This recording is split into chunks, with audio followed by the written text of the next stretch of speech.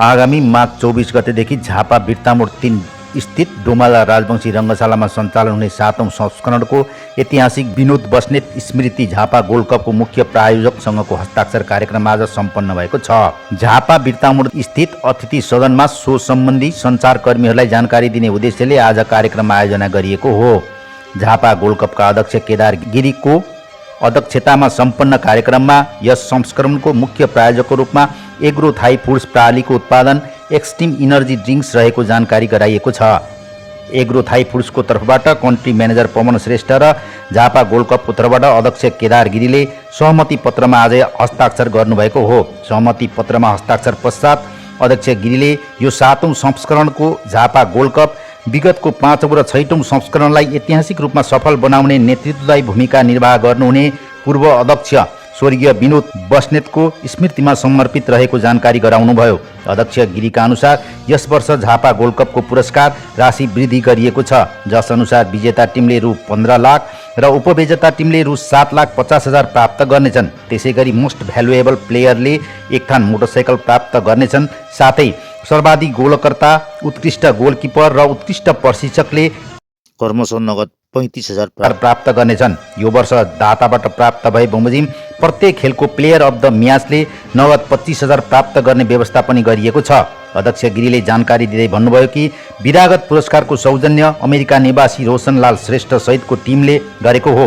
प्रतियोगितामा आयोजकका तर्फबाट झापा 11 फुटबल क्लब सहित church boys united, Tribhuvan army FC, APF FC, Nepal police club, Machhindra FC, Laligurans association Nepal Pokhara, royal Thimphu Bhutan, Singling sporting club Bharat र एन पेनाङ एफसी मलेसिया सहभागी रहने जनाइएको छ।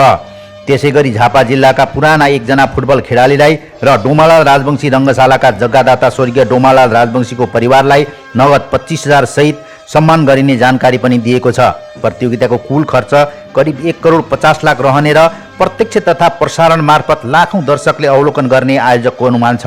यो प्रतियोगितालाई सञ्चालनको लागि 1 करोड 50 लाख रुपैयाँ लागत अनुमान गरिएको छ। कार्यक्रममा न्युटन एजुकेसन बिर्तामोडको तर्फबाट विद्यालयका संस्थापक स्वर्गीय हरिकुमार प्रसाईको स्मृतिमा रु 1 लाख चेक, झापा गोल्ड कपलाई सहयोगार्थ न्युटन क्लबका स्कुलका प्रतिनिधि भेषराज भण्डारीले झापा गोल्ड कपका अध्यक्ष गिरीलाई आजै हस्तान्तरण गर्नुभएको हो।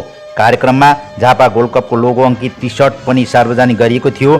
कार्यक्रममा पत्रकारहरू रमेश समदर्शी, प्रेम आचार्य, पुष्प बराल, केशवराज भण्डारी, गणेशमान मुखिया, तिलक योञ्जन लगायतले टिकट बिक्री, सुरक्षा योजना र व्यवस्थापन पक्ष लगायत विविध विषयमा जानकारी राखेका थिए। सो सम्बन्धी उत्तर महासचिव बुद्धभूषण योञ्जन र वरिष्ठ उपाध्यक्ष गजेन्द्र पौडेलले दिनुभएको थियो।